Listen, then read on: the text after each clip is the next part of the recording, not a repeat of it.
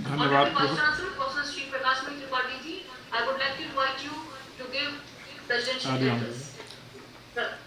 धन्यवाद Sandhya ji. National education policy पर आयोजित ऑनलाइन पैनल डिस्कशन में अपने विद्वत्तापूर्ण वक्तृता से हम सभी को लाभान्वित कर रहे प्रोफेसर CB शर्मा जी, हमारे नितांत प्रिय प्रोफेसर व्योमकेश त्रिपाठी जी,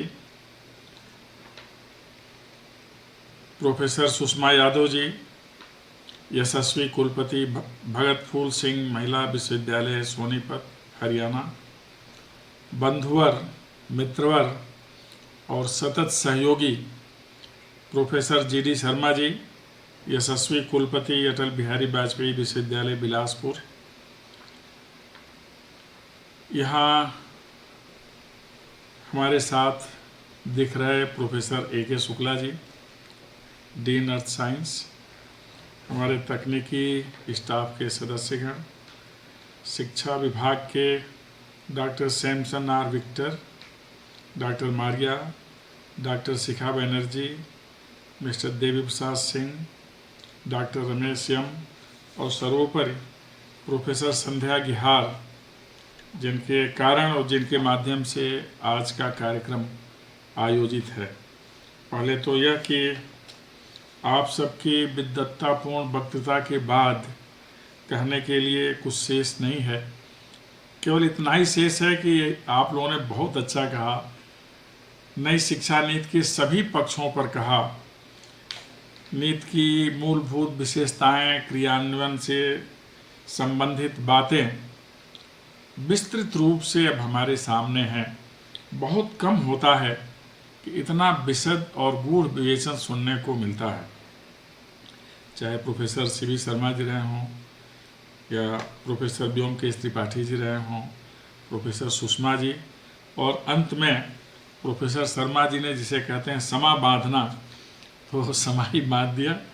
बहुत अच्छा लगा और आप लोगों को बार बार साधुवाद, बहुत अच्छे वक्तव्य के लिए और ज्ञानवर्धक जानकारी के लिए।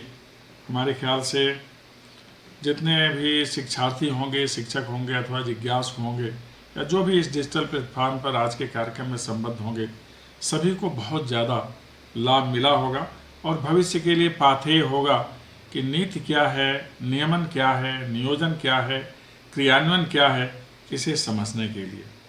बस 2-3 मिनट में यह शिक्षा नीति एक नए युग का सूत्रपात है, जिसमें धर्म, दर्शन, अध्यात्म, कला, विज्ञान, वाणिज्य और अनुसंधान के क्षेत्र में प्रवीणता के लिए सूत्र भी है और स्रोत भी है।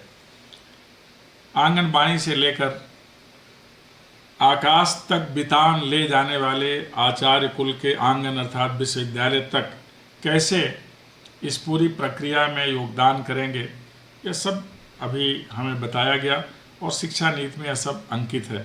पहली बार एक ऐसी शिक्षा नीति आई जिसका स्वरूप वैश्विक है और जिसकी आत्मा पूर्णतः भारतीय है। कारण कि इसमें भारतीय चिंतन, मनन और आध्यात्मिक परंपरा का पूर्ण समावेश है। हमारे यहाँ अध्यापन की प्रक्रिया के जो 3 प्रमुख विश्वविद्यालय थे, उनकी धाराएं इसमें समाहित हैं, नालंदा, तक्षशिला, विक्रमशिला, और इसीलिए इसमें जड़ से जग तक पहुँचने का भाव, मनुष्य से मनुष्यता के उदात्त गुणों तक पहुँच जाने का भाव और ग्लोबल सिटीजन बन जाने का भाव निहित है। हम मानते हैं कि विश्वविद्यालय भविष्य के रचनाकार की रचना करता है, लेकिन अब ग्लोबल सिटीजन भी हम बनाएंगे, क्योंकि हर क्षेत्र में हमें नेतृत्व प्रदान करने वाले जिज्ञासु विद्यार्थी, अध्येता तैयार करना है। इस शिक्षा नीति में जो शिक्षा है ये अवलंबित है इंक्वायरी पर, डिस्कवरी पर, डिस्कशन पर और एनालिसिस पर। इसमें विशेष विधान है और जहाँ तक विषय की बहुलता है और इस बहुलता में अपनी रुचि का चयन है, तो इसके कारण इसे होलिस्टिक अप्रोच कहा जाता है। होलिस्टिक इसलिए भी कहते हैं कि इसमें भारत की वैदिक, औपनिषदिक, पौराणिक, सांगीतिक सभी परंपराओं का समावेश है और इतना ज़्यादा इसको व्यापक बना दिया गया है। आप सबने सुना भी कि कैसे मल्टीपल एंट्री और एग्जिट का विधान होगा, कैसे 4 वर्ष में सर्टिफिकेट, डिप्लोमा और डिग्री देने का विधान होगा। 4 वर्ष के त्वरित बाद अनुसंधान के क्षेत्र में रिसर्च में प्रवेश लेने का अधिकार होगा या अवसर होगा। फिर एकेडमिक क्रेडिट बैंक के माध्यम से अगर बीच में कभी पढ़ाई छूट गई, हम फिर आकर अपना पुराना जोड़ लें। यह सब विधान इसमें है। मूल भाव इसमें यह है कि इसकी फिलॉसफी है कि हम वर्जनाओं से मुक्त हो जाएं, सा विद्या या विमुक्ते। और इसका जो पर्पज है वह सर्वोन्नति है, राष्ट्र का हर तरह से कल्याण व अभ्युदय है और आत्मनिर्भर भारत की रचना है और अंततः सकल मनुष्यता के लिए कल्याण का भाव है, जो हमारे दर्शन में निहित है। इसीलिए विद्यार्थियों के लिए विशेष संदेश है क्रिएटिविटी का, क्यूरियोसिटी का और कमिटमेंट का।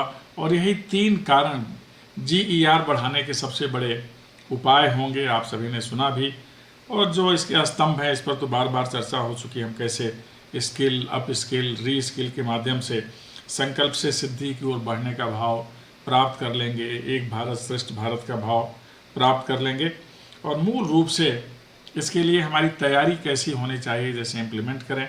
इसके लिए इंस्टीट्यूशनल रेडीनेस होना चाहिए, फैकल्टी रेडीनेस होना चाहिए, स्टूडेंट्स रेडीनेस होना चाहिए, लाइब्रेरी रेडीनेस होना चाहिए और अंततः हमारे रिसोर्सेज किस प्रकार के हैं इस पर ध्यान देना है। ये सब ध्यान देंगे तो इस नीति के लिए रणनीति बनेगी। रणनीति के लिए हमारे पास रोड मैप होगा, एक टाइम लाइन होगा और फिर इतने में हम अपने संसाधनों से आगे बढ़ेंगे। तो आजकल ब्लेंडेड मोड में पढ़ाई हो रही है, ऑनलाइन ऑफलाइन मोड पर। इसके लिए वर्चुअल क्लास भी बहुत ज़्यादा मायने रखने लगे हैं। स्मार्ट सिटी और स्मार्ट क्लास के बारे में तो हम अभी चर्चा कर ही रहे थे, क्योंकि ये फ्यूचरिस्टिक टेक्नोलॉजिकल अप्रोच है। इसमें टैलेंट और टेक्नोलॉजी का समन्वय करना मूल भाव है और इसके माध्यम से हम एक मिशन लेकर के, एक पैशन के साथ आगे बढ़ेंगे।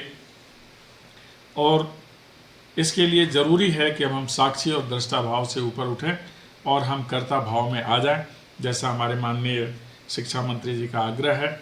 और श्रेष्ठतम भारत बनाने का जो संकल्प है माननीय प्रधानमंत्री जी का, उसे हम अवश्य पूरा कर पाएंगे।